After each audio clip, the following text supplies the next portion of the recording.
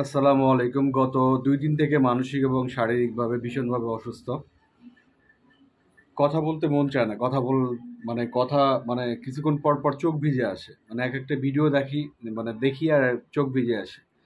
একটা ভিডিও দেখলাম অ্যাম্বুলেন্সের ভিতরে ছটফট করতেছে। বলতেছে, "বাবা, হাসপাতাল কতদূর?"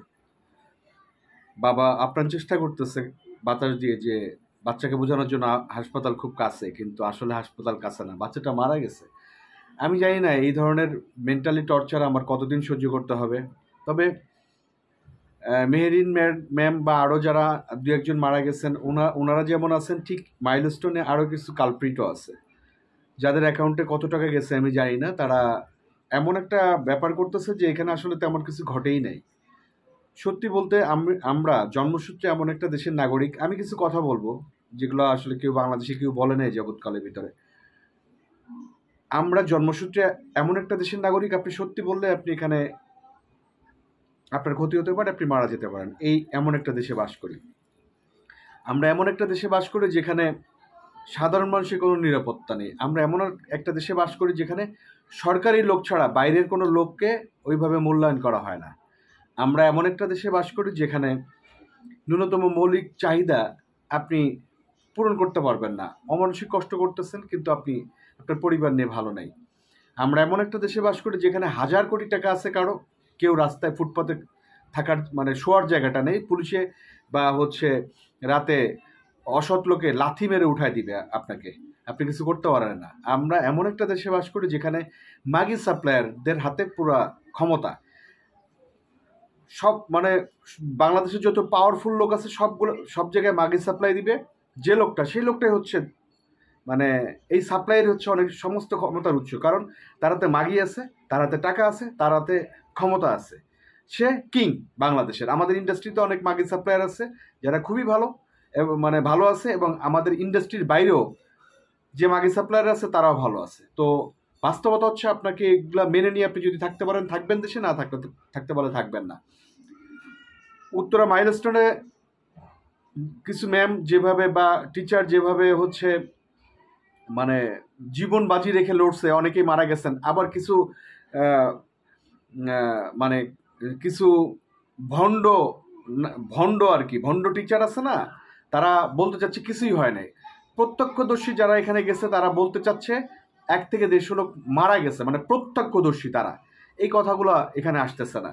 সবাই বলতেছে যে সঠিক হিসাব হবে। আমার কথা হলো, লাশের রাজনীতি, লাশ গুমের রাজনীতি আগে ছিল, এখন আছে, ভবিষ্যতে থাকবে, বাট বাচ্চাদের সাথে যেন না হয়।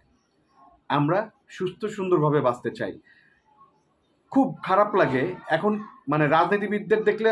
আমি জানি না আপনাদের কেমন লাগে, আমার বমি আসে। কারণ আমার মনে হয় এই দেশে রাজনীতিবিদরাই ভালো আছে, এবং এখন যারা রাস্তায় মার খাচ্ছে তারাও লাভবান, যারা মার দিচ্ছে তারাও লাভবান।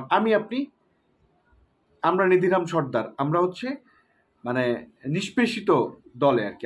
আমাদের কোনো দল নেই। আমরা যারা সাধারণ নাগরিক, আমরা দেশের ক্রান্তিকালে দাঁড়াবো, কিন্তু সুবিধাটা ভোগ করবে একটা শ্রেণী। গত 15 বছর যারা ছিল তারাও সুবিধা ভোগ করছে, সামনে যারা আসবে তারাও ভোগ করবে, এখন যারা আছে তারাও ভোগ করতেছে। আমরা সাধারণ মানুষ, আমরা কষ্ট করে খেতে চাই, কষ্ট করে বাঁচতে চাই। আমরা আমাদের ন্যূনতম মৌলিক চাহিদাটা পূরণ করতে পারতেছি না।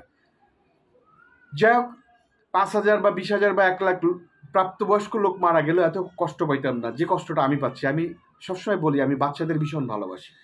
তো এই বাচ্চারা যেন গুমের শিকার না হয়, এই বাচ্চাদের নিয়ে যেন কোনো রাজনীতি না হয়। অনেকে বলতেছে হিসাব গড়মিল হওয়ার কোনো প্রশ্নই নাই, সেটাই যেন হয়। বাট একটা এলিয়ন মার্কস না কি জানি একটা কোন একটা পেজ থেকে একটা দিছিল, সতর্কবার্তা দিছিল যে একটা স্কুল ধসে যাবে কাঠামোর খারাপের জন্য। বাট আমি বলতে চাই, ঘটনাটা ঘটছে। আমি একটা পোস্ট দিচ্ছি, অনেকেই পোস্ট দিচ্ছে যারা হাস্যকর মনে করছে। জুলকারনাইন সাইম, আল জাজিরার সাংবাদিক ইলিয়াস হোসেন, বিখ্যাত সাংবাদিক, ওনারাও কিন্তু এটা নিয়ে আলোচনা করছে। ওনারা কিন্তু ফেলে দিতে পারতেছে না ব্যাপারটা, কারণ একদিন আগে কিভাবে জানতেছে। তো কথা হলো যে আপনার সব কিছু মেনে নিয়ে আমাদের চলতে হবে। আমাদের যে বিপদে যে আমরা আসি বা পড়তেছি, এটা স্বীকার করতে হবে। তবে একটা জিনিস, শেষ একটা কথা বলতে চাই, যদি সহজলভ্য হতো অন্য দেশের নাগরিকত্ব নেওয়া, তাহলে আমার মনে হয় দেশের 80 বা 90% মানুষ এই দেশ ছেড়ে অন্য দেশে চলে যেতে চাইতো। এই দেশে আমাদের সাধারণ মানুষের জায়গা নেই। আমরা সাধারণ মানুষরা এই দেশে খালি মাইর খাবো, যে দল ক্ষমতা আসুক মাইর খাবো। কিন্তু আমার কথা হলো যে যদি অ্যাভেলেবেল হয়ে যেত অন্য দেশে বাস করা, আমার মনে হয় বাংলাদেশে আমার মতো অনেক মানুষ দেশের বাইরে চলে যেতে চাইতো। অনেক মানুষ যাবে যাদের ক্ষমতা আছে, বাট আমাদের মতো মানুষ যাদের ক্ষমতা নেই তারা বাধ্য হয়ে থাকতে হবে দেশে। দেশের জন্য দোয়া, এমন একটা শাসক আসুক যে শাসক আমাদের কথা চিন্তা করবে। দেখেন নাই সেলফি, মিডিয়া কাভারেজ পাওয়ার জন্য সব সামনে যাচ্ছে, রুগী যেতে পারতেছে না, ব্লাড দিতে পারতেছে না। এই হচ্ছে আমাদের মানে মানে ফুটানো রাজনীতি। এই ফুটানো রাজনীতি মানে এখন মানুষ দেখলে এদের ঘৃণা করে, এদের দেখলে বমি আসে। আমার বমি আসে পার্সোনালি, অন্যদের কথা যাই না। তবে সুস্থ রাজনীতি হোক, আমরা এই দেশে সুস্থ শান্তিভাবে বাঁচতে চাই। বাচ্চাদের লাশ নিয়ে কোনো রাজনীতি না হোক, এটাই আমি চাইবো। আর আমার জন্য দোয়া করেন। আমি মানসিক শারীরিকভাবে ভীষণভাবে ক্লান্ত, বিধ্বস্ত। আমি এটা কাটায় উঠতে চাই। আমি গত কয়েকটা দিন আমার চোখ ব্যথা হয়ে গেছে কাঁদতে কাঁদতে। একটা বাচ্চা আমার না, বাট আমার কাছে মনে হয় প্রতিটা বাচ্চাই আমার। ধন্যবাদ। আসসালামু আলাইকুম।